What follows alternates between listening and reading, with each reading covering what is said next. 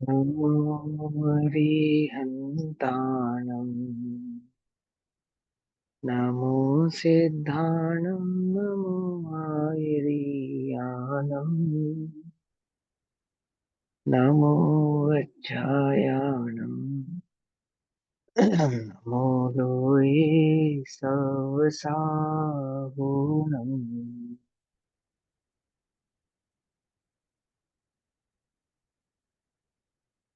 मङ्गलं भगवान् वीरो मङ्गलं गौतमो गणी मङ्गलं कुन्दकुन्दार्द्यो जैनधर्मोऽस्तु मङ्गलम् सर्वमङ्गल्यमाङ्गल्यं सर्वकल्याणकारकम् प्रधानां सर्वधर्माणां जैनं जयतु शासनम् तज्जयति परं ज्योतिः समं समस्तैरनन्तपर्याये दर्पणतल इव सकला प्रतिफलति पदार्थमालिका यत्र।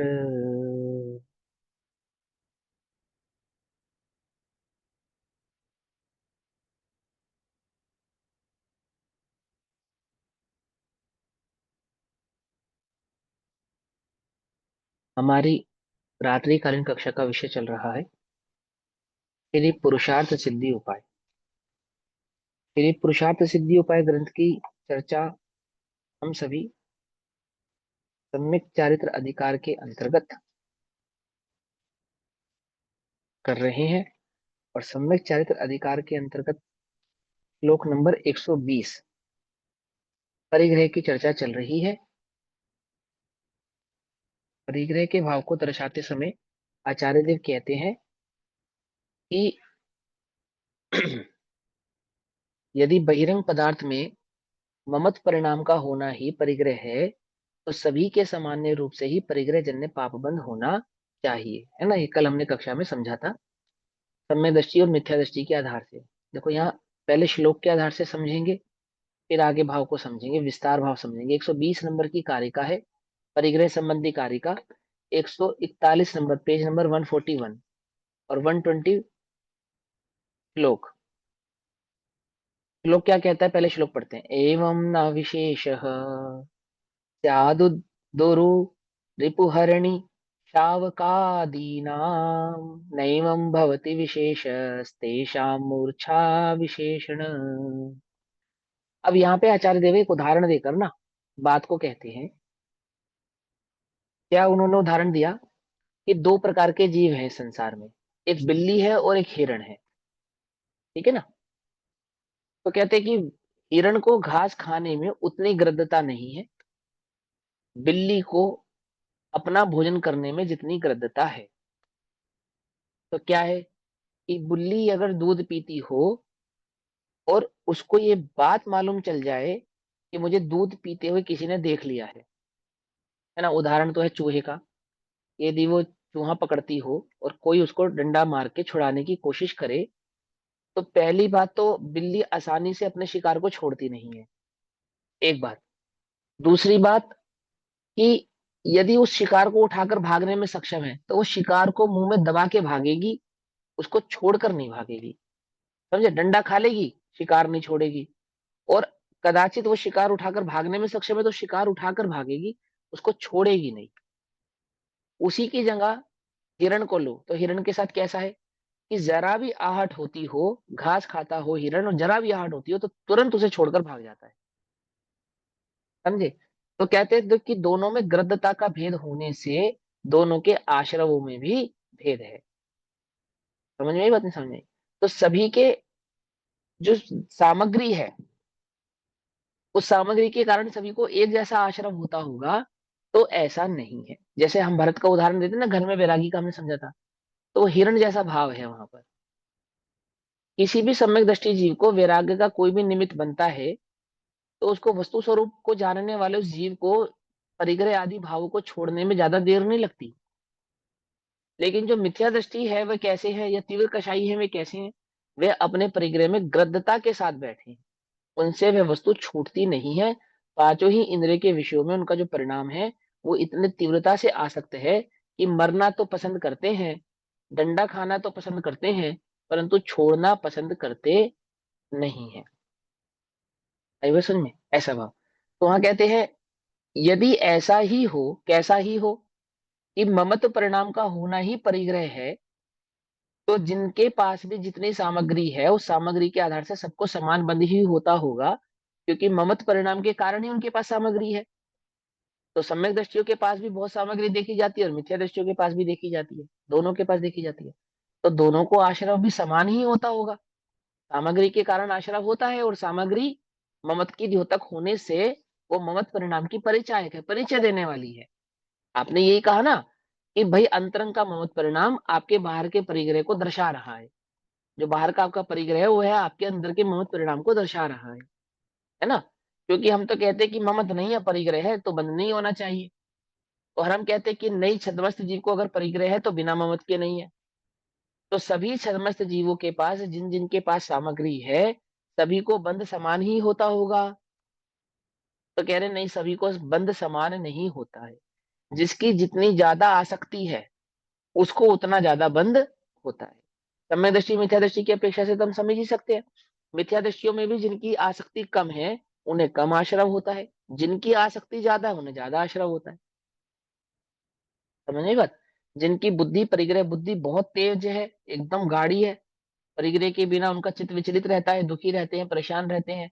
उपलब्ध हो जाए तो संभालने की चिंता, नहीं उपलब्ध हो तो प्राप्त करने की चिंता, आदि आदि कई प्रकार से व्यथित रहते हैं। दूसरों की परिग्रह की सामग्री को देख देख कर दुखी रहते हैं।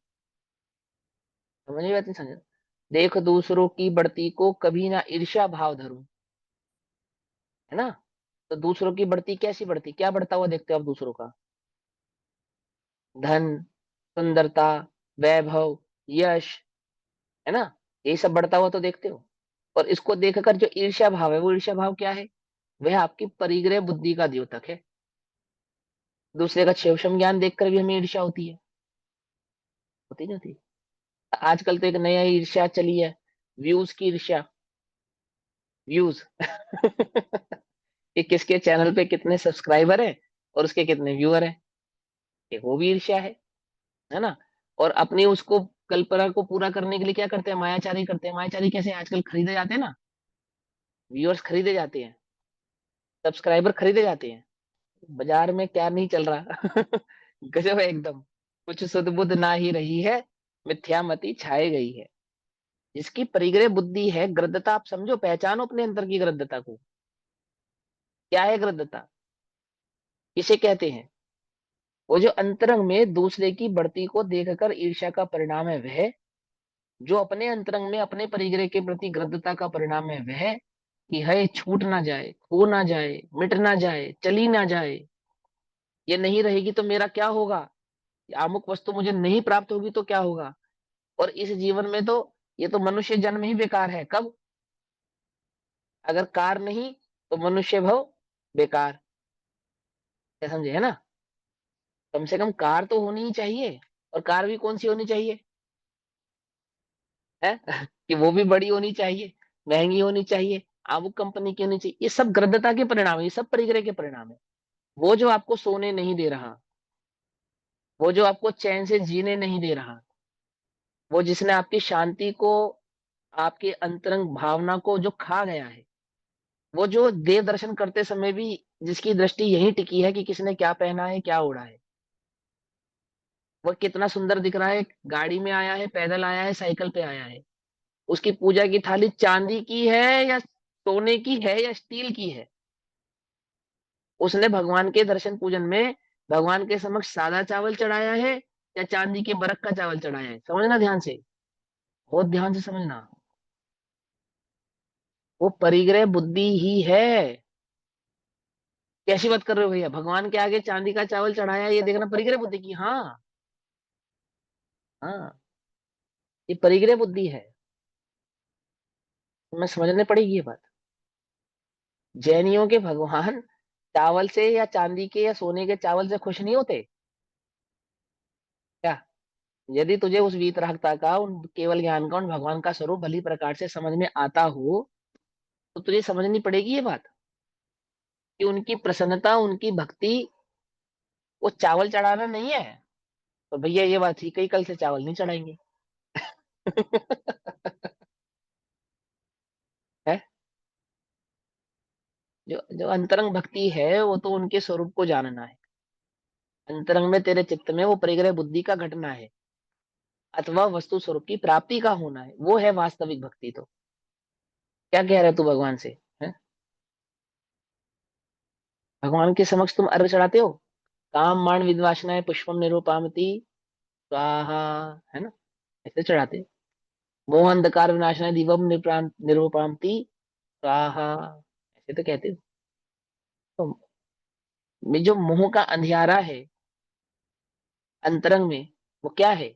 यही तो है कि वह पर वस्तु मेरे सुख, मेरे धर्म, मेरी शांति, मेरी उन्नति और इस लोक में मेरे यश आदि का कारण है। भगवान के समक्ष चांदी का चावल चढ़ाऊंगा, पेज नंबर 141, 141, कार्य का नंबर 120। चढ़ाऊंगा तो उससे क्या होगा? धर्म ज्यादा होगा या कम होगा?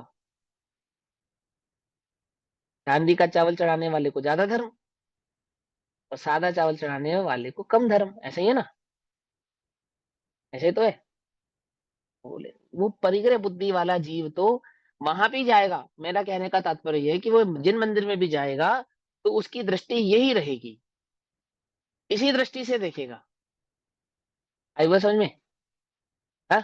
ऐसा देखो क्या कहते हैं, यदि ऐसा ही हो, कैसा ही हो, कि बहिरंग में ममत परिणाम का नाम ही मूर्छा है, तो फिर बिल्ली और हरिण के बच्चे वगैरह में कोई विशेषता ना रहे। क्या विशेषता ना रहे?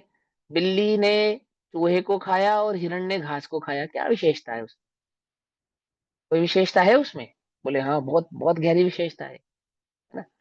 परंतु ऐसा नहीं है, क्यों?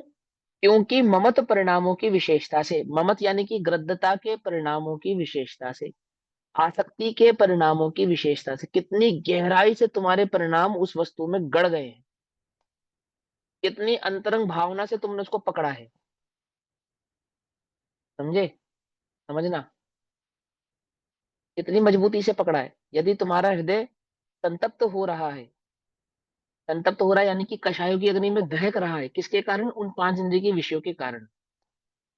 तो वही तुम्हारे, वो बिल्ली के परिणाम जैसा है। समझे? वो सामग्री तुम्हारे पास है या नहीं है, उसको गृद्धता नहीं कहते। वो तो उदाहरण से समझाया कि जैसे बिल्ली अपने शिकार को छोड़ती नहीं है डंडा खाने पर भी, जैसे तो दुखी होने पर भी जो दुख के कारण है उनको छोड़ना चाहता नहीं है। क्या कहा? दुख के कारण क्या है बोलो? अगर आप तुमसे पूछे तुम्हारी चिंता का कारण क्या है, डिप्रेशन का कारण क्या है, तुम्हारे मेंटल स्टेट जो खराब हो रहा है इसका क्या कारण है, जो तुम्हारा उपयोग स्वाध्याय में नहीं लग रहा है, वस्तु स्वरूप तुम्हारे समझ में नहीं आ रहा है, इतना समझने पर भी तुम्हारे उपयोग, तुम्हारी रुचि नहीं बढ़ रही है, इसका क्या कारण है? क्या कारण है बताओ? पूछो अपने आप से। और परिग्रह के सिवा अन्य कोई कारण नहीं है। या यूं कहो कि पांच पाप के विषयों के सिवा अन्य दूसरा कोई कारण नहीं है तो बतला दो आप। आप अपने आप से पूछ लो। यदि तुझे पांच इंद्रियों के विषयों की रुचि नहीं है तो स्वाध्याय तेरी समझ में ना आए, वस्तु स्वरूप तेरी समझ में ना आए, ऐसा ऐसा नहीं है। और वो स्वरूप समझ में नहीं आ रहा है तो कहीं ना कहीं अंतरंग में वो पांच इंद्रिय के विषयों की रुचि बैठी है। और जितनी ज्यादा गृद्धता से बैठी है वह उतना ज्यादा उस जीव को दुखी कर रही है। समझ नहीं पा? एक व्यक्ति ने दान किया, मंद कषाय के जो परिणाम वाले स्वाध्याय जीव होते हैं वे तो कैसे हैं? वे तो अनुमोदना करते हैं। और ग्रद्धता परिणाम वाले तीव्र कषाय वाले जीव दुखी होते हैं। क्या दुख होता है उनको बोलो? अब कई प्रकार का दुख है। कईयों को मान कषाय की हानि का दुख है। कईयों का दुख ऐसा है कि काश मेरे पास होता तो मैं भी देता। ये धर्म बुद्धि नहीं है, परिग्रह बुद्धि है। समझना मेरी बात को। अब तुम्हें लगेगी बात थोड़ी सी अटपटी, पर ये सच, ये जैन दर्शन की व्यापकता, इसकी समग्र की सोच को, समग्रता को आपको बड़े ध्यान से समझना पड़ेगा। इसकी साइकोलॉजी को, जैन दर्शन की साइकोलॉजी को। यदि आप ये कहते हो कि मेरे पास भी धन होता और मैं भी देता, और मेरे पास धन नहीं है इसलिए मैं दान नहीं कर पा रहा हूं इसलिए मैं दुखी हूं, तो वास्तव में तुम दान नहीं दे पाने के कारण दुखी नहीं हो, तुम वास्तव में परिग्रह के कारण दुखी हो, परिग्रह बुद्धि के कारण दुखी।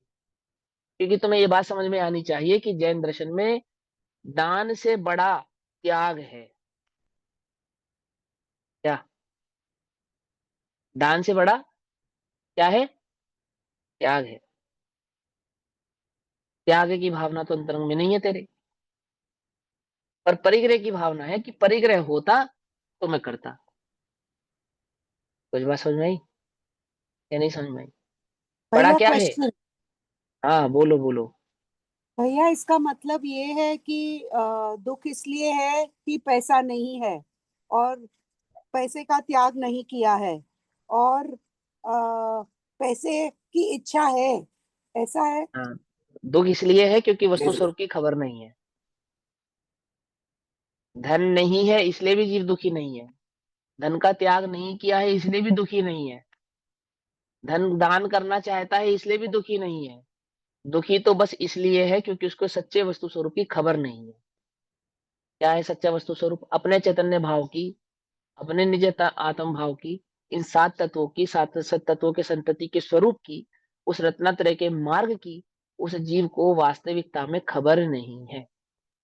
सच्चे धर्मात्मा जीव दान देने के लिए भी धन नहीं चाहते। क्या? और धन की उपलब्धि होने पर दान आदि सहज भाव से कर देते हैं। क्या कहा? कुछ बात समझ में आई या नहीं समझ में आई? नहीं समझ में आई होगी, मैं समझाता हूँ। उन्हें दान देने का कोई विकल्प नहीं है, और दान के प्रसंगों पर सहज दान की प्रवृत्ति उनसे हुए बिना रहती नहीं है, ऐसी उन धर्मात्मा जीवों की सहज प्रवृत्ति है। क्योंकि वे जानते हैं कि इस जीव का, मेरा जो सुखी होने का जो साधन है, सुख का जो साधन है, वो तो एक चैतन्य भाव मात्र ही है।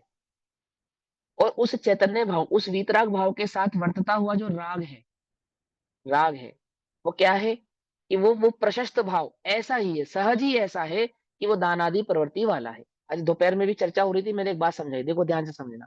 प्रशस्त राग किसे कहते हैं? प्रशस्त राग किसे कहते हैं? बोले दो प्रकार का राग होता है। कौन कौन से दो प्रकार का राग? एक राग वह है जिसे वीतरागता की खबर ही नहीं है, वीतरागता का स्वरूप ही नहीं मालूम, वो तो कोरा शुद्ध राग ही है।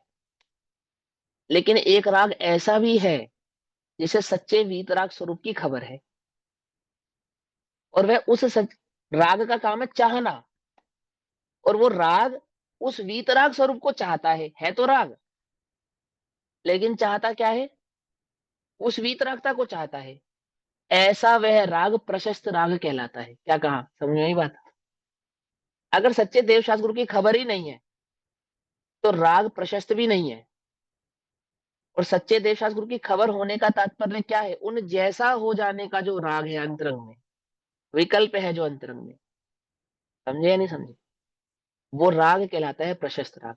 और वो प्रशस्त राग क्या है? वो प्रशस्त राग भक्ति भाव वाला इसीलिए है, उनकी जो भक्ति कर रहा है ना, देव की, शास्त्र की और गुरु की भक्ति जो कर रहा है, वो किस लिए कर रहा है? जैसे कोई धनार्थी राजा की सेवा करता है, किस उद्देश्य से? कि राजा से धन की प्राप्ति होगी, है ना? ऐसे ही उस वीतरागता के स्वरूप को जानने वाला उस वीतरागता के पद पे आसीन देवशास्त्र गुरु की भक्ति करता है। किस लिए करता है? वो यही पद तो मुझे भी पाना है, यही पद तो है जो मुझे पाना है। ऐसा ही प्रभु मैं भी हूँ, यह प्रतिबिंब सुमेरा है। ये प्रशस्त राग है। ऐसे अंतरंग में जो भावना है, ऐसे ही प्रभु मैं भी हूँ, ये प्रशस्त राग है। कैसे होगा? उसके स्वरूप को जानने के कारण प्रशस्त है, अन्यथा प्रशस्त नहीं है। तो ज्ञानियों को धन है या धन नहीं है, धन बुद्धि नहीं है। अज्ञानी को धन होने पे भी धन बुद्धि है, धन नहीं होने पे भी धन बुद्धि है, उसे दान के नाम पे भी धन बुद्धि है और त्याग के नाम पे भी धन बुद्धि है। क्या समझे या नहीं समझे? वो तो त्यागना भी धन चाहता है, वो तो दान भी धन देना चाहता है, वो तो प्राप्ति भी धन की चाहता है, और नहीं होने पर भी दुख का जो उसका कारण है वो धन ही है। धन आदि सारी सामग्री उसमें जोड़ लेना। तो क्या कहते हैं, ऐसा नहीं है, ममत परिणामों की विशेषता से उस बिल्ली और हरिण के बच्चे इत्यादि जीवों में विशेषता है, अर्थात समानता नहीं है। जैसे वो हिरण का बच्चा अथवा हिरण, और जैसे वह बिल्ली। यहाँ कोई शंका करता है कि यदि बाह्य पदार्थ में ही ममत परिणाम हिंसा का कारण है, और वह ममत परिणाम सामान्य रीति से सभी जीवों के होता है, क्योंकि सामग्री देखी जाती है तो सामान्य रीति से सबके ममत परिणाम भी ये समझ में आता है। कदाचित सामग्री होती है तब भी और कदाचित सामग्री नहीं होती है तब भी, परंतु अंतरंग का ममत परिणाम परिग्रह है। और तो जिन जिन के ममत है सबको समान परिग्रह होने के कारण समान प्रकार का बंध होना भी चाहिए, ऐसी उसने शंका की है। तो उसको कहते हैं कि भैया ममत परिणाम है, ममत परिग्रह है, ये भी बात सही है, परंतु ममत परिग्रह के कारण सभी के बंध की समानता भी नहीं है, क्योंकि वहां ममत में गृद्धता की तीव्रता और मंदता के कारण आश्रवों में भी भेद पड़ता है। अतः सभी जीवों के समान पाप होना चाहिए, अर्थात सभी जीवों को समान रूप से पाप बंद होना चाहिए। जिस प्रकार मांसाहारी बिल्ली और घास खाने वाले हिरण के बच्चे में भोजन करने संबंधी ममत परिणाम सामान्य रूप से समान ही है। उदाहरण दिया कि भोजन करने का जो ममत परिणाम है वो तो बिल्ली के बच्चे को और हिरण के बच्चे को समान ही है, तो दोनों को पाप भी एक जैसा ही बंधता होगा, है ना? तो बहिरंग का कुछ प्रयोजन तो कहा नहीं है। इसके उत्तर में आचार्य भगवान उससे कहते हैं कि बात वास्तव में ऐसी नहीं। बिल्ली और हरण के बच्चे के संबंध में भी विशेषता है ना? दो मिथ्या दृष्टियों में भी विशेषता है, सम्यक दृष्टि और मिथ्या दृष्टि में तो विशेषता है ही, परंतु दो मिथ्या दृष्टियों में भी विशेषता है। एक वह मिथ्या दृष्टि जो अतिग्रद्ध परिणामों से उस परिग्रह का सेवन कर रहा है, और एक वह मिथ्या दृष्टि जिसके परिणामों में कुछ ग्रंथ ग्रद्धता की ढिलास है। ठीक, कल अपने ग्रुप पे क्वेश्चन आया था ना कक्षा के बाद, आपने पूछा था ना अंकल जी, है ना? उसका उत्तर है इस कारिका के अंदर। पूर्वी दीदी आप भी समझना, है ना? क्या करें हम भैया, हम परिग्रह बुद्धि छोड़ने के लिए क्या करें कि अपने ग्रद्धता को ढीला करो, पहला काम तो ये करो। और ग्रद्धता ढीली कैसे होती है ना?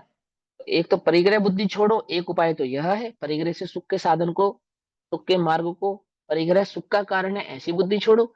परंतु वो जो उपयोग वहां से खाली किया, कहां से खाली किया, परिग्रह की तरफ से खाली किया, उसको स्वभाव की अपेक्षा से भरो, स्वभाव की दृष्टि से भरो, स्वभाव की ओर लगाओ। जो बुद्धि परिग्रह से छोड़ी है उस बुद्धि को अपने स्वभाव को समझने में लगाओ, तो काम बनेगा। परिग्रह से तो छोड़ दी और स्वभाव में लगाई नहीं।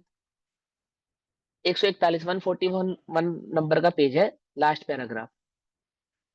परिग्रह से तो छोड़ दी और स्वभाव में लगाई नहीं, तो क्या होगा, वो कुछ समय तक ही दबा रहेगा परिणाम, बस फिर वापस से ग्रद्धता में कन्वर्ट हो जाएगा। अब उन्होंने एक स्थूल उदाहरण दिया कि एक बिल्ली और एक हिरण दोनों अपने अपने भोजन को ममत परिणाम से ग्रहण कर रहे हैं, परंतु दोनों के उन ममत परिणामों में क्या अंतर है। बिल्ली और हिरण के बच्चे के मन में भी विशेषता है। क्या विशेषता है, समानता नहीं है। क्या समानता नहीं, क्योंकि बिल्ली के बच्चे तो मांस खाने के तीव्र परिणाम है, बिल्ली के बच्चे में तो मांस खाने के तीव्र परिणाम है, और हिरण के बच्चे के घास खाने के मंद परिणाम है। बस ममत की विशेषता अधिकता हीनता से ही विशेषता है। माने जो ममत्व है उस ममत की विशेषता उस ममत परिणाम की हीनता और अधिकता तीव्रता से है। बिल्ली का बच्चा या बिल्ली अपने भोजन को ग्रद्धता से ग्रहण करती है, और हिरण अपने भोजन को उस कम ग्रद्धता से ग्रहण करता है। वो ग्रद्धता के भेद के कारण दोनों के परिणामों में भेद पड़ जाता है। कैसा कैसा भेद पड़ता है? भैया क्वेश्चन है। हाँ हाँ हाँ, भैया बोलो। बिल्ली का तो नॉर्मल खुराक ही वही होता है कि वो खाता है, और हिरण का खुराक तो यही होता है कि ये यही खाता है। हाँ वो ठीक तो है। स्वभाव से ही है उसका वैसा। तो उसमें हम्म। अभी अधिकता हीनता कैसे आती है? अभी अधिकता उदाहरण से हीनता तो समझाएंगे। तभी आती है ना कि अरे मुझे बहुत आपने भूख लगी है, मुझे खाना है। आपने आपने उदाहरण शुरू कर रहा था ना, उससे पहले मैंने उसका उत्तर दे दिया था। ध्यान से सुनते तो उत्तर आ जाता। फिर भी मैं समझा देता हूँ, देखो सुनो। जो भोजन में भेद है मांस और घास का, वो भेद तो वो मांसाहार के संदर्भ में डिटेल में समझा चुके हैं आपको। पहली बात तो कि वो मांस खाने का जो भाव है वो अपने आप में ही गृद्धता का परिणाम है। लेकिन बाप रे। यहाँ जिस गृद्धता को समझा रहे हैं वो दूसरी गृद्धता समझा रहे हैं। कि मान के चलो, ममत्व परिणाम की अपेक्षा से, वस्तु की अपेक्षा से नहीं, वस्तु की अपेक्षा से नहीं, ममत्व परिणाम की अपेक्षा से। एक मांस खा रहा है, एक घास खा रहा है, तो बोले मांस और घास इसके अपेक्षा से जो बंद होगा उसकी बात नहीं कर रहे हैं। ये तो मांसाहारी और शाकाहारी भोजन के बीच के भेद को हम पहले समझा चुके हैं। अभी तो हम अंतरंग के ममत्व परिणाम को समझा रहे हैं। कि बिल्ली में सहज ही एक ऐसी स्वाभाविकता होती है कि जब वह अपने भोजन को, यानी कि मांस को ग्रहण करती है, और कोई उसे डंडा मारे, बिल्ली को डंडा मारे, तो बिल्ली डंडा खा लेगी, पर जिसको उसने पकड़ा है ना उसको छोड़ेगी नहीं। उसको छोड़ेगी नहीं वो, उसको पकड़ के रखेगी। और कदाचित उस पकड़ी हुई वस्तु को पकड़ के वो भाग नहीं पा रही है, तो डंडा खा लेगी, तब भी उस वस्तु को नहीं छोड़ेगी, उस जीव को नहीं छोड़ेगी। ये बिल्ली का सहज स्वभाव है। मालूम, हमने तो आंखों से देखा, ऐसा होता है। कई लोग, दो बिल्लियां आपस में झगड़ा करती हैं और डंडा मार के छुड़ाते हैं ना, तो छोड़ती नहीं है वो एक दूसरे को। इतनी कृतज्ञता से लड़ती हैं। डंडा खा लेती है पर छोड़ती नहीं है। कई बार वो कबूतर वगैरह पकड़ लेती है और कोशिश कर रहे हैं उसे छुड़ाने की, तो छोड़ती नहीं है। समझ में आई बात? नहीं समझ में? लेकिन वो कह रहे हैं उसी के विपरीत हिरण का स्वभाव कैसा है कि घास खा रहा है, भूखा है, भूखा हिरण घास खा रहा है, और हल्की सी आहट हुई, आहट सुनते ही भाग खड़ा होता है घास छोड़कर। उसके सर अपने ये भोजन में, उसकी अपने भोजन में वह गृद्धता नहीं है जो गृद्धता बिल्ली की अपने भोजन में है। वो गृद्धता को समझा रहे हैं उदाहरण से। ठीक है ना? हाँ बोलो, क्या कह रहे हो? तो सर मतलब अगर दो शाकाहारी लोगों के या जानवरों के बारे में भी बात करें तो उसमें भी हम्म, तीव्रता मंदता डिपेंड करती है कि उनकी वो तो है कितनी ही। ग्रद्धता है, या दो हाँ, जब मांसाहारी। मांसाहार की वो चर्चा तो की मैं थी तो समझ। वहां पे तो समझाया ही था। जब हाँ मांसाहार जी। की चर्चा हुई है, मांस की चर्चा हुई है पिछली हाँ कारिकाओं में, जी सुनो। तो वहां तो ये स्पष्ट कर दिया था ना कि मांस खाने का जो परिणाम है वो वो बिना तो बहुत ही गृद्धता के तीव्र और तीव्रता के कारण होता ही नहीं है। तभी ऐसा संभव है कि जीव को उस प्रकार का विचार या उस प्रकार का भाव क्रिया करने को वह उत्सुक होता है, प्रेरक होता है ना? अब यहाँ तो उदाहरण दे रहे हैं दो स्वाभाविक भावों से। है। शेर है या बिल्ली है, वो तो मांसाहारी ही है। अब तुम शेर को डंडा तो मारोगे नहीं, तो तुम्हें शेर का उदाहरण देते क्या कहा? और ना किसी ने मारा होगा शिकार करते हुए समय शेर को डंडा, तुमने बिल्लियों को ही मारा है इन जनरल। इसलिए तुम्हें बिल्ली के मांसाहार की अपेक्षा से उदाहरण दिया। तुम्हें शेर पे ट्राई करना हो तो उस पे भी कर कर देख लेना क्या कि वो छोड़ता है या नहीं छोड़ता है। आई बात समझ में? बिल्कुल। वो तो उसकी गृद्धता को ही दर्शा रहा है, उसकी सूचक है ना? उस गृद्धता का ही सूचक है वो। तो समझाते क्या कहते हैं, 121 नंबर की कारिका कहते हैं। हरित तृणांकुर चारणी मंदा मृग शावके भवति मूर्छा उन्दुरनिको न मंथिनी मरजार सेव जायते तीव्रा। हरी घास के अंकुर खाने वाले हरिण के बच्चे में मूर्छा मंद होती है, और वही मूर्छा चूहे के समूह का उन्थम करने वाली बिल्ली की तीव्र होती है। समझ में बात? आप दो जानवरों को आपने सहजता से देखा है। उन दोनों जानवरों में क्या बताया? एक जानवर में स्वभाव से ही मंदता होती है ग्रहण करने में, और एक में स्वभाव से ही तीव्रता होती है। ऐसे ही जिनके परिणामों में अपनी सामग्री को ग्रहण करने की तीव्रता है, उनकी तीव्रता होने के कारण उस मूर्छा से अधिक आश्रव होता है, और जिनके मंदता है उन्हें मंद आश्रव होता है। बस उन्हें तो ये समझाना है कि सभी ममत परिणाम वालों को एक जैसा आश्रव नहीं होता। ममत्व तो है, मंदता भी ममत्व है और तीव्रता भी ममत्व है, लेकिन तीव्रता के मुकाबले मंदता का आश्रव कम है। ऐसा समझाना है। क्यों समझाना है? क्योंकि कषाय की मंदता भी समझानी है। और क्यों समझानी है? एक तो मंदता के लिए प्रेरित करना है जीव को, और प्रेरित करने के पीछे का उद्देश्य यह है कि वहां मंद कषाय में ही वस्तु स्वरूप को समझने का विचार, वस्तु स्वरूप को समझने की प्रज्ञा, वस्तु स्वरूप ग्रहण करने की बुद्धि प्रकट होती है ना। कषायों की तीव्रता में, ग्रद्धता में तो वस्तु स्वरूप समझ में आता नहीं। अभी आप देखो, स्वाध्याय में बैठे हो और आपका उपयोग बार बार किसी चिंता में मग्न हो, तो स्वाध्याय में आपने क्या सीखा, क्या समझाया, वो कुछ समझ में आता है? नहीं समझ में आता। कुछ ऐसे भी लोग होते हैं, नुकसान हो गया, मालूम चला नुकसान हो गया, अब भैया जो किस्मत में था, जो भगवान के ने लिखा था, जैसा हमारे उदय में होना था, जैसे हमारे कर्मों की संतति थी, हो गया, अब क्या करें, हमें तो अपना काम करना है। तो वो कषाय की मंदता होने पर उसके कुछ वस्तु स्वरूप भी समझ में आता है, उसका विचार करने की शक्ति भी होती है, उसको समझने का परिणाम भी होता है। लेकिन जो मग्न है, परिग्रह के उस भाव में मग्न है, ना कि सिर्फ नुकसान में, फायदे में भी मग्न है, बहुत फायदा हो गया, तो भी चित्त नहीं लग रहा, स्वाध्याय में बैठे तो है, पर एक अलग ही आनंद है। चेहरे की मुस्कान देखकर पब्लिक को लग रहा है कि इन्हें बहुत अच्छा समझ में आ रहा है, पर भैया तो अंतर में मगन है कि आज दुकान पे प्रॉफिट बहुत हो गया था, उसका आनंद ले रहा है। वो भी तो ग्रद्धता ही है ना, बात समझ रहे हो? वो कह रहे हैं कि वो ग्रद्धता का जो परिणाम है, वो तेरे पाप आश्रम का परिणाम है। फिर कितनी गहराई से तूने उसको पकड़ के बैठा है, वो पकड़ ढीली कर। और बात परिग्रह संबंध की मात्र नहीं है, वो कहते पांचों इंद्रियों के विषयों का जो भोग है, क्योंकि दो प्रकार का परिग्रह ना, चल अचल, चेतन अचेतन, दोनों प्रकार का परिग्रह है ना। तो दोनों ही प्रकार के परिग्रह की जो ग्रद्धता है, उसमें थोड़ी क्या होनी चाहिए, मंदता होनी चाहिए, ऐसा कह रहे हैं। ठीक है ना।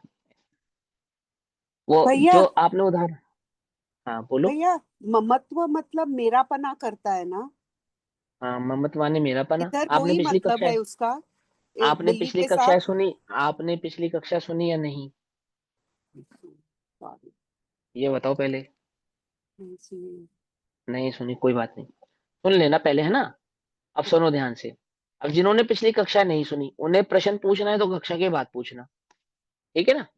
क्योंकि जो रेगुलर आ रहे हैं वो तो रेगुलर सुन रहे हैं, उन्हें तो पता है कि किस शब्द का क्या अर्थ हो रहा है यहाँ पे। अब ममत का अर्थ मेरापन भी होता है, और वो ममत, एकत्व, ममत, कर्तत्व, भोक्तत्व, चारों ही का नाम ममत्व है। कि ये मेरा है, मैं इसका हूं, मैं इसको भोगूं, इसको भोगने से मैं सुखी हो जाऊंगा, यही मेरे जीवन का आधार है। ऐसा जो अंतरंग में तीव्रता का परिणाम है, उसका नाम ही यहाँ पर ममत परिणाम है। तो जितनी तीव्रता कम है, उतना ममत भाव कम है, और जितनी ग्रद्धता ज्यादा है, तो उतना ममत भाव भी ज्यादा है। ठीक है। आसक्ति बोल सकते ना भाई साहब, उसके बिना हाँ रह ना आसक्ति, पाए। हाँ आसक्ति भी कह सकते हैं, बिल्कुल एक ही बात है, वो तो सब पर्यायवाची शब्द है। ग्रद्धता, आसक्ति, है ना, एकत्व, ममत्व, ये सब एक ही पर्यायवाची भाव है। लुब्धता, शुद्धता, सब एकार्थवाची है।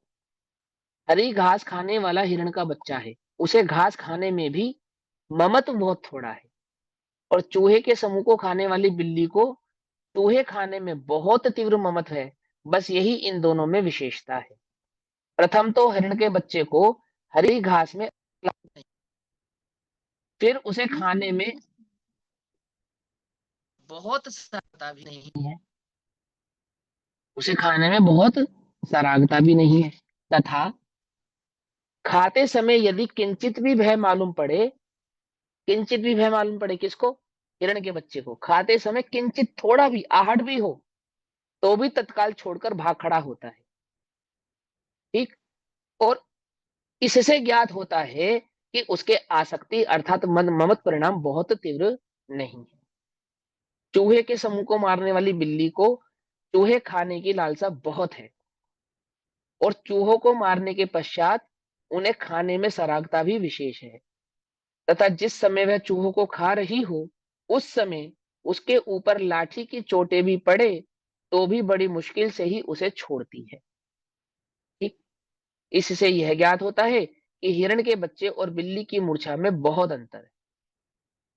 जो परिग्रह ये जान लेता है कि इनको प्राप्त करने में अत्यंत कष्ट है, अत्यंत दुख है, अपयश भी हो सकता है, आदि आदि, जैसे चोर, उसको पता है अगर मैं पकड़ा गया तो बहुत पिटाई होगी, तो वो भी चोरी करने जाता है। ऐसा होता ही नहीं होता है? क्या है वो? गृद्धता है। वो उसके परिणामों की तीव्रता को दर्शा रहा है। हमें पता है कि ये 5 इंद्रिय की विषय सामग्री को भोगने पर भी किंचित न मिली सुख की रेखा। इंद्रियों के भोग मधुर विषम लावण्यमयी कंचन काया, है ना? लेकिन फिर भी उन्हें प्राप्त किए बिना दिल मानता नहीं। और सुनो सुनो, तुम्हें पता है मीठा खाने पर तुम्हारी बहुत तबीयत खराब हो जाएगी, इंसुलिन लेना पड़ेगा और जाने क्या क्या होगा। अब भैया मरना तो है ही, तो फीके फीके मुंह क्यों मरे, मीठे मीठे मुंह मर जाए क्यों? समझे? इसे कहते हैं गृद्धता, जिसे अपने इन प्राणों की का घात है ना, द्रव्य प्राण, अपने द्रव्य प्राण और भाव प्राण। तो मीठे की गृद्धता में भाव प्राण और उसके ग्रहण करने में जो द्रव्य प्राण का घात हो रहा है, वह घात भी उसे घात लगता नहीं है। किसके आगे? उस मिठास के आगे। क्या है ये? कि नहीं भैया वो अटपैरे घी के लड्डू थे। अरे अटपैरे घी के थे या कैसे भी थे, तो तेरी मृत्यु के तो कारण बन रहे हैं ना, तेरे दुख के कारण अवक्ष तो हो बन रहे गया, हैं ये ना। तो अवक्ष हो गया उसके लिए, अवक्ष हाँ खा रहा अभक्ष है वो। हाँ, अनिष्ट कारक अभक्ष है ना। गृद्धता का परिणाम है। ऐसे 5 इंद्रिय के विषयों में लगाओ, ऐसे अपने परिग्रह आदि साधनों में लगाओ, सभी में लगाओ। समझ आई बात? तो क्या कहते हैं, वह सब गृद्धता के परिणाम होने से अतिक पाप बंध के कारण है। शुभ में भी लगा सकते हैं ना भैया इसको। शुभ में कैसे लगाना है? जो मंद है वो शुभ है बस। जैसे शास्त्र पढ़ने का ज्यादा वो पढ़ रहे हैं, ये ज्यादा क्लास करना, ये ज्यादा हम्म। मतलब रुचि उसमें खूब हाँ वो छह इसको उपशम, नहीं छह उपशम। पढ़ेंगे तो ऐसा तो छटपटाहट होती है, अगर नहीं ऐसा करो तो उसको क्या बोलेंगे। क्या होती है अगर ऐसा नहीं करो? तो मैं आपकी बात समझानी। वो नहीं कर पाए अपन जो अपना टाइम है या वो कर, तो उसमें छटपटाहट होती है, घबराहट होती है, तो उसमें क्या कहेंगे, उसको क्या कहेंगे, वो भी गृध्यता आएगी। देखो सुनो, हम्म, अपने परिणामों को स्वयं नाप तोल करना सीखो, है ना। मैं स्वाध्याय नहीं कर पाया, नहीं कर पाने के कारण जो तुम्हें दुख हो रहा है, उस दुख के कारण को ढूंढो पहले। तो पहला कारण कि सब मुझसे आगे निकल जाएंगे, मैं पीछे रह जाऊंगा, तो गृद्धता है। दूसरा कारण कि मेरा छह उपशम ज्ञान बढ़ नहीं पाएगा तो लोक में मेरा मान सम्मान नहीं होगा, गृद्धता है। तीसरा कारण कि अहो मेरे से 5 इंद्रिय के विषय भोग तो छूटे नहीं और स्वाध्याय छूट गया, मंदता है। शुभ परिणाम है। और वस्तु स्वरूप की तो विकल्प नहीं है, खबर नहीं है, चिंता नहीं है। स्वाध्याय करना ही धर्म है बस, और मैं स्वाध्याय करूंगा तो धर्म होगा और इस धर्म के बल पे मुझे सुख आदि की प्राप्ति होगी। अगर ये भाव है तो ये मिथ्यात्व मिश्रित है तो शुभ परिणाम। क्या कहा? लेकिन वो मिथ्यात्व मिश्रित होने से कोई जीव के संसार के अभाव का कारण हो, तो ऐसा नहीं। मूल बात तो यह है, उसकी तीव्रता और मंदता को पहचानने का जो मूल भाव है वो तो यह है कि जो 5 इंद्रिय के विषय सुख साधन या संसार की भोग उपभोग की उपलब्धि के लिए मैं कर रहा हूं जो भी काम, जिसमें मैं अपने स्वरूप को भूलकर उसके विपरीत भाव से दौड़ता हूँ, वो सारा गर्दता का ही परिणाम है। और वह 5 इंद्रिय के विषय साधन के संदर्भ में तो सुख बुद्धि नहीं है, और वास्तव में सच्चे तत्व को समझने की प्यास है, वास्तव में सच्चे तत्व को समझने की अंतर में लगन है। तो वो लगन, वो प्यास ही वास्तव में उस जीव के ममत्व की मंदता की द्योतक यानी कि सूचक है। ठीक है ना। स्वाध्याय नहीं कर पाने की छटपटाहट है, वो छटपटाहट किस लिए है? और मान के चलो तुम्हें 20 साल हो गया स्वाध्याय करते हुए, तो भी तुम्हें छटपटाहट है, तो तुमने वस्तु स्वरूप क्या समझा, क्या सीखा? बस तुम्हारा छटपटाना आदत है। पहले परिग्रह के लिए छटपटाते थे, स्वाध्याय के लिए छटपटाते हो, छटपटाना नहीं छूटा। कुछ बात समझ में ही नहीं। जैसे दुखी रहने वाले जीव की क्या आदत है? कि दुखी रहना। तो कैसे दुखी रहना? कि डॉक्टर साहब पहले दुखी किस लिए था? कि आमुक आमुक आमुक आमुक सामग्रियां थी, नहीं थी इसलिए दुखी था। अब किस लिए दुखी है? कि कोई दुख नहीं है इसलिए दुखी है। ऐसा कैसे कि कोई दुखी नहीं है ना? कुछ लोग इस बात की टेंशन है कि कोई टेंशन नहीं है, इस बात की उन्हें टेंशन है। ऐसे भी लोग हैं। कुछ लोगों को इस बात की टेंशन है कि टेंशन है, और कुछ को इस बात की टेंशन है कि कोई टेंशन नहीं है, इस बात की टेंशन है। स्वभाव है वो, तो उसका स्वभाव बन गया। समझे या नहीं समझे? तो छटपटाहट वास्तव में किस चीज की है वो तो आपको स्वयं समझना चाहिए, स्वयं ही समझना पड़ेगा, ऐसा। हाँ, इस ही प्रयोजन को सिद्ध करते हैं। क्या प्रयोजन सिद्ध करते हैं?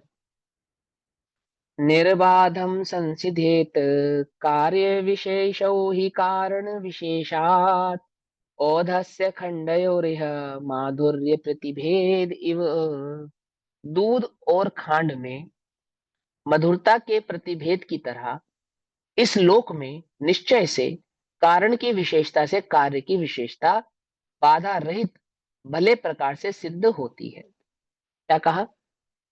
कि जैसे दूध को मीठा करने में खांड निमित्त कारण है, और दूध जो खा मीठेपन से परिणमित हुआ, उस कार्य की जो विशेषता है वो किससे निहित की गई? खांड से निहित की गई।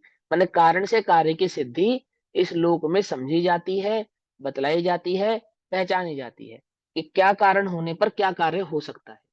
तो निमित्त की अपेक्षा से भी, उपादान की अपेक्षा से भी, यहाँ पे निमित्त कारण की अपेक्षा से कथन कर रही है। स्थूल कथन है ना, तो स्थूल कथनों में निमित्त कारण से कार्य कारण समझाते हैं, और सूक्ष्म कथनों में कारण कार्यपना कैसा होता है कि वो वस्तु का जो वस्तु में स्वयं में सहज ही स्वभाव से घटित होता है, जिसमें पर निमित्त की आवश्यकता नहीं होती, मतलब उपादान कारण। ठीक। तो यहाँ क्या कहते हैं? निश्चय से कारण की विशेषता होने से कार्य की विशेषता होती है। मतलब जैसा कारण होता है वैसा ही कार्य होता है, ऐसा ही वस्तु स्वरूप है। जैसे गाय के दूध में और खांड में कम बड़ मिठास होने के कारण कम बड़ प्रीति होती है। खांड ज्यादा मीठी होती है, गाय का दूध स्वभाव से जो मीठा, वैसे मीठा नहीं होता मेरे हिसाब से, तो गाय का दूध हल्का सा नमकीन होता है लेकिन और दूध में मिठास होती है तो किसी पुराने जमाने की गाय के दूध में मिठास होती होगी जब ये उदाहरण आया। आजकल के दूध तो नमकीन लगता है वही अपने को। और नमकीन लगने के पीछे एक गिजू भाई का एक उदाहरण है। गिजू भाई एक साइकोलॉजर हुए, साइकोलॉजिस्ट हुए हैं गुजरात के। उनका ये कहना है कि जिन वस्तुओं को हमारी रसना इंद्रिय सहजता से ग्रहण कर लेती है, वास्तव में उन सभी में एक स्वाभाविक मिठास होती है ना। चाहे फिर वो दूध है, चाहे वो किसी प्रकार की शाक सब्जी है, चाहे वो किसी प्रकार की अन्य वस्तु है। लेकिन जिन वस्तुओं को स्वाद बढ़ाने के नाम पर हम मीठा डालकर उन्हें स्वादिष्ट करते हैं, जैसे दूध, उदाहरण के तौर पर उन्होंने दूध को ही कहा, तो होता क्या है कि हम दूध की जो वास्तविक मिठास है उसको तो भूल जाते हैं, और वो जो आर्टिफिशियल मिठास है ना, जो खांड आदि के माध्यम से की गई है, वही मिठास हमारे ज्ञान का विषय बनी रहती है। और वही मिठास तो हमें मिठास है ऐसा भाषित होती है, और जो दूध की स्वाभाविक मिठास भी मिठास है, उस मिठास को हम भूल जाते हैं। हमें बिल्कुल भी वह ज्ञात नहीं होती कि ये दूध मीठा है। सही बात समझ? अब ये बात मुझे कब समझ में आई? ये बात मुझे तब समझ में आई कि मेरा एक मित्र है, वो अपने बच्चे को, उसका बच्चा 4 साल का हो गया, तो उसने आज तक उसे दूध बिना चीनी का ही पिलाता, वो उसमें मिठास नहीं मिलाता। और मैं उसको कहता हूँ ये फीका दूध कैसे पी लेता है? उसने कहा कि भाई मैंने इसे बचपन से ही चीनी नहीं खिलाई, खिलाई ही नहीं। ना मैंने इसको आइसक्रीम खिलाई, ना मैंने इसे कोई चॉकलेट खिलाई, किसी भी तरह की कोई मीठी चीज मैंने इसे नहीं खिलाई। और ये बचपन से ऐसा ही दूध पीता आ रहा है, और ये दूध इसे मीठा ही लगता है। भाई पी रहा है ना वो, यही उसकी मिठास है। कुछ बात समझ में आई? नहीं समझ में? ऐसे उन्होंने कहा कि निश्चय से कारण में कार्य की विशेषता होती है। क्या कारण में कारण विशेषता होती है? जैसे गाय के दूध में और खांड में, तो गाय का दूध मीठा होता है, अपने स्वभाव से कम मीठा होता है। खांड ज्यादा मीठी होती है, कम बड़ प्रीति होती है। गाय के थन के ऊपर जो दूध रहने की थैली होती है उसे ओद कहते हैं जिस पर थन लटके होते हैं ना गाय के थन लटके होते हैं ना पेट से, तो पेट, फिर थैली और फिर थन, ऐसा होता है। उसमें उत्पन्न होने वाली वस्तु को ओधस्य अर्थात दूध कहते हैं। वो उसका जो ग्रंथ, जो उसमें श्लोक में नाम आया ना ओधस्य, तो वो कि तुमने दूध अर्थ कैसे किया, तो दूध अर्थ कैसे किया ये समझाया कि वो ओधस्य से जो प्राप्त होने वाली वस्तु है वो दुग्ध है, उसकी अपेक्षा से ये अर्थ आया, भावार्थ। ऐसा नियम है कि जैसा कारण हो वैसा ही कार्य उत्पन्न होता है। जैसे दूध में मिठास कम है और शक्कर में मिठास अधिक है, कारण कि इसलिए दूध में प्रीति कम होती है और शक्कर में विशेष होती है। जिसको मिठास प्रिय है, प्रीतिकर है, उसको मिठास में जहां ज्यादा अधिक मिठास होगी वो अधिक प्रिय लगेगी, और जिसमें कम मिठास होगी वो कम प्रिय लगेगी। किसको? जिसको मिठास प्रिय है उसको। अभी उदाहरण दिया ना, शुगर का मरीज है, उसको पता है कि मैं मर जाऊंगा मीठा खा के, लेकिन उसको मिठास में ग्रद्धता ज्यादा है। मरने में मरने को भी तैयार है, लेकिन चीनी छोड़ने को तैयार नहीं है। तो क्या कहते हैं, वो ग्रद्धता की द्योतक है। अधिक मीठी लग रही है, अधिक मीठी वस्तु ग्रहण करने का परिणाम इसीलिए है क्योंकि मिठास में ग्रद्धता है। और जिसे ज्यादा मीठा प्रिय नहीं है, तो वो कम मीठी वाली वस्तु को भी ग्रहण करके खुश है। ऐसा। इसके उदाहरण को प्रकट करते हैं। माधुर्य प्रीति किल है, दुग्धे मंदेव मंद माधुर्य, सैवुत कट माधुर्य खंडे व्यापदिश्यते तीव्रा।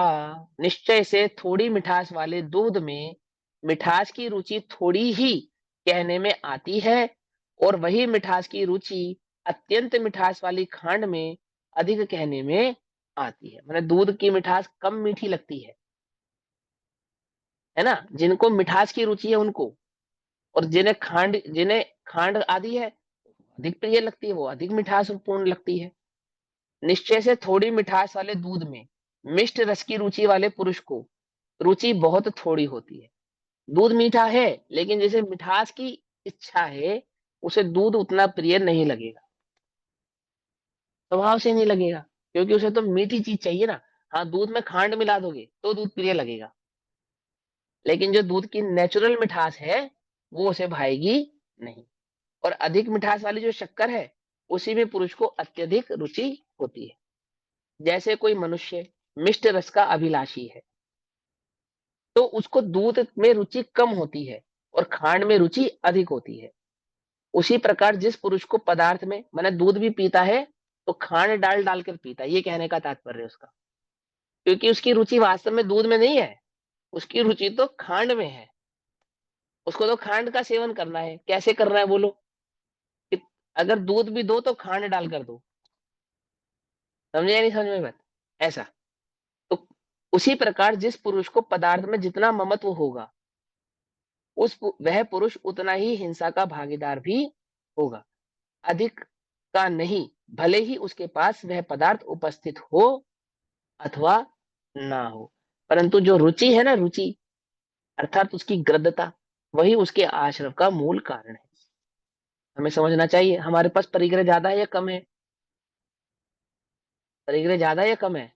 कि भैया अंबानी की अपेक्षा से तो कम है, और नौकरानी की अपेक्षा से ज्यादा है? कि वो कहते हैं कि कम है या ज्यादा है से मूल बात यह है कि तुम्हारी उसके प्रति ग्रद्धता कैसी है। उस परिग्रह के कारण तुम परेशान कितने हो, मिल जाने पर अथवा नहीं मिल पाने पर। समझे या नहीं समझे? वो जो तुम्हारे अंतर की परेशानी है ना, पर को ग्रहण करने का जो परिणाम है परिग्रह, और जिसके कारण तुम ग्रहों से भी दुखी रहते हो, ये परिग्रह है ना। इस बुद्धि के कारण ग्रहों से भी दुखी रहता है। अंगूठे पहनता कहीं कहीं प्रकार की, किसके लिए पहनता है? ग्रह सताते नहीं सताते हैं? इन्हें सताते हैं। जिन्हें परिग्रह बुद्धि होती है उन्हें सताते हैं, जिन्हें परिग्रह बुद्धि नहीं होती उन्हें ग्रह नहीं सताते। क्या समझे? नहीं समझे? नो ग्रह सताते नहीं सताते? सताते हैं। कि परिग्रह बुद्धि वालों को सताते हैं, अपरिग्रही बुद्धि वालों को नहीं सताते हैं, या कम परिग्रह बुद्धि वालों को नहीं सताते हैं। समझे या नहीं समझे? है ना? क्या कहते हैं, यहाँ कोई बहुत आरंभ परिग्रह करने वाला जीव। हाँ, नहीं सॉरी, मैं आपसे बाद में पूछती हूँ सर, आप कंप्लीट कर लीजिए। यहाँ भैया कोई जब बहुत तक मिथ्यात्व है तब तक तो सभी को परिग्रह बुद्धि उतनी एक समान चली रही है, तो यहाँ कैसे मूर्छा, भेद करेंगे? मूर्छा ममत्व का नाम है ना। तो मिथ्यात क्या है? मूर्छा ही तो है ना। मिथ्यात माने क्या? पर में एकत्व बुद्धि। वो पर का परिग्रह हम किसको समझते हैं? परिग्रह खाली वस्तु थोड़ी है। देह में एकत्व बुद्धि भी तो परिग्रह बुद्धि है ना। पर में सुख बुद्धि का नाम तो परिग्रह बुद्धि है। प्राप्त पर्याय की जो तन्मयता है उसी का नाम तो परिग्रह बुद्धि है। अभी हम तिरंज बन जाएंगे तो हमें थोड़ी बड़ा घर, घोड़ा गाड़ी, बैलगाड़ी ये सब चाहिए। तब क्या चाहिए? तब हमारी परिग्रह बुद्धि किस में हो जाएगी? गाय बन जाएंगे तो घास में हो जाएगी, शेर बन जाएंगे तो मांस में हो जाएगी, हिरण बन जाएंगे तो सूखी आधे पत्तों में हो जाएगी, चींटी बन जाएंगे तो छोटे टुकड़े फुटे दानों में हो जाएगी। थोड़ी उसमें कोई फर्क पड़ेगा। तुम्हारे गले में सोने की जंजीर पड़ी है, इससे तुम्हें फर्क पड़ेगा? गाय के गले में लोहे की जंजीर पड़ी है, उसको तो जंजीर है, इससे फर्क पड़ेगा, सोने की और लोहे से नहीं पड़ेगा। क्या समझे? है ना, वो तो दशा बदलेगी तो परिग्रह बुद्धि का अंतर पड़ जाएगा। अब देव बन गए मान लो, तो यही भोग जो तुम्हें इतने प्रिय लग रहे हैं ना, इनकी तरफ देखना भी पसंद नहीं करोगे। समझे? देवों को ये तुम्हारे भोग प्रिय नहीं लगते हैं, ये तो इन्हें अति दुर्गंधमय लगते हैं। कौन, किन किन देवों की बात कर रहा हूं मैं? स्वर्ग आदि के देवों की तो बात ही छोड़ो, जो व्यंतर आदि देव होते हैं सबसे निकृष्ट जाति के, उनको भी लोक के ये जो परिग्रह के जो साजो सामान है, अथवा ये जो तुम्हारे आहार पान आदि हैं, ये दुर्गंध युक्त लगते हैं उनको, अगर तुम्हें उनके स्वरूप की सच्ची खबर हो तो। उनके कौतूहल को नहीं पहचानते ना तुम, इसीलिए छल ग्रहण करते हो। कौतूहल स्वभाव को नहीं जानते उन देवों के, और जो देवों के कौतूहल स्वभाव को जानता है, देव उसे परेशान नहीं करते, ना उसका कुछ बिगाड़ सुधार करते हैं। कदाचित तीव्र पाप कर्म के उदय के कारण उपसर्ग आदि भी करते हैं, और उनकी शांति को, ज्ञानियों की शांति को निभंग कर सकते हैं वो। क्या कहा? समझ में बात नहीं समझ? बोलिए, तो वहां परिग्रह किसी वस्तु, आमुक वस्तु का नाम नहीं है। वहां परिग्रह तो नाम ही पर में एकत्व बुद्धि का है। वो पर पदार्थ तो कुछ भी हो सकता है, बदलता चला जाता है। जब छोटे थे तो टूटे फूटे खिलौने भी अच्छे लगते थे, नहीं थे तो जोड़ तोड़ के बना लेते थे, है ना। थोड़े बड़े हुए, फिर फिर रुचि बदल गई, फिर दोस्त अच्छे लगने लगे, घूमना फिरना अच्छा लगने लगा। थोड़े और बड़े हुए तो और रुचि बदल गई, और बड़े हुए तो फिर धनादि में रुचि हो गई, अन्य वस्तु में रुचि हो गई या नहीं हो गई? जब छोटे थे तो हमारे बाल कैसे हैं हमें फर्क नहीं पड़ता था, है ना, ऐसे था ना। और अब हम कैसे दिखते हैं, इसकी बड़ी चिंता रहती है। ऐसा क्यों? रुचि बदलती चली गई ना। ऐसी गति बदलती चली जाती है तो रुचि बदलती चली जाती है, पर्याय बदलती चली जाती है तो रुचि बदलती चली जाती है, समय बदलता चला जाता है तो रुचि बदलती चली जाती है। क्योंकि वहां तो वास्तव में एकत्व बुद्धि पर पदार्थ से है। वो पर पदार्थ बदलता है और इसकी रुचि भी बदलती है। वो भेद ही नहीं कर पाता कि मेरी वास्तव में रुचि का विषय कौन। अब वो क्या सोचता है कि पदार्थ त्यागूंगा तो रुचि बदलेगी, हम कह रहे हैं कि पदार्थ बुद्धि त्यागेगा तो रुचि बदलेगी। अंतर है ना, ऐसा। तो यहाँ कोई बहुत आरंभ परिग्रह करने वाला जीव कहता है, ऐसा जीव जिसके बहुत आरंभ और बहुत परिग्रह है, कि हमारे ममत्व निभाव नहीं है, बाह्य में परिग्रह अधिक है, तो क्या हुआ? मायाचारी है ये तो। अंतरंग में परिणाम तो बहुत आरंभ और बहुत परिग्रह का है, जो बहुत आरंभ और बहुत परिग्रह की बुद्धि है, ऐसा कोई जीव कहता है कि भले ही परिग्रह मुझे बहुत है, परंतु मुझे उस परिग्रह के प्रति ममत्व नहीं है। अब है तो क्या हुआ? ऐसा उसने प्रश्न किया। तो उसके उत्तर के स्वरूप में कहते हैं, उत्तर हम कल पढ़ेंगे, अभी समय हुआ। तब तक के लिए सभी को जय जिनेन्द्र। ओम नमः सिद्धेभ्यः। सर एक बार ही हाँ बोलो बोलो, सर पूछो। मुझे कारण कार्य दोबारा समझा दीजिए प्लीज। ये जो इससे पहले वाले श्लोक में था कि वहां तो देखो, जो कारण निश्चित, हाँ कारण जी। हाँ, तो दो प्रकार के कारण कार्य होते हैं।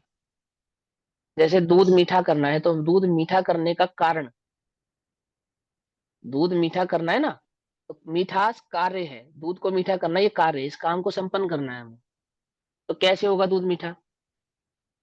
ये शक्कर डालेंगे तो दूध मीठा हो जाएगा। तो दूध मीठा होने का कारण क्या है? वो शक्कर है। तो ये कारण कार्य है। कैसा कारण कार्य है? ये निमित्त नैमित्तिक की अपेक्षा से कारण कार्य है। चीनी के निमित्त से दूध मीठा हुआ, ठीक। अब दूसरा कारण कार्य, उपादान कारण कार्य। दूध में मीठा होने की योग्यता थी इसलिए मीठा हुआ। समझे बात? मैं नहीं समझ। दूसरी बात कि दूध मीठा हुआ ही नहीं, ऐसा भी है ना, कि दूध तो दूध ही रहा, शक्कर शक्कर ही रही। शक्कर में दूध में डाइल्यूट होने की और दूध में शक्कर को डाइल्यूट करने की क्षमता होने के कारण शक्कर दूध में डाइल्यूट हो गई ऐसा दिखाई देता है, अथवा दूध मीठा हो गया ऐसा दिखाई देता है। तो दो कारण कार्य, एक निमित्त कारण कार्य है, एक उपादान कारण कार्य है। अब निमित्त और उपादान की अपेक्षा से जो निमित्त उपादान की विशेष कक्षाएं है ना, वहां डिटेल में आप समझ लेना। लेकिन यहाँ बस इतना सी समझो कि जिस कार्य के होने में जो कारण हो उसको कारण कार्य कहते हैं, बस इतनी सी बात। ठीक है ना, जो भी कार्य जगत में, जो भी कार्य, सब में कारण कार्य लगेगा। यहाँ इच्छा की अपेक्षा से समझाया, कहीं क्रिया की अपेक्षा से समझाते हैं, कहीं दो द्रव्यों के बीच की अपेक्षा से समझाते हैं, कहीं पर्यायों की अपेक्षा से समझाते हैं, कहीं गुणों की अपेक्षा से समझाते हैं। तो अलग अलग जगहों पे अलग अलग प्रकार से समझाते हैं, तो वहां उसकी अपेक्षा से उस भाव को समझ लेना चाहिए। ठीक। Thank you sir. ओम नमः सिद्धेभ्यः। निज निधि निज में समाई यह अनंत उपकार है, इसके लिए जिनवाणी माँ को वंदना। नमो हरिहंताणो नमः।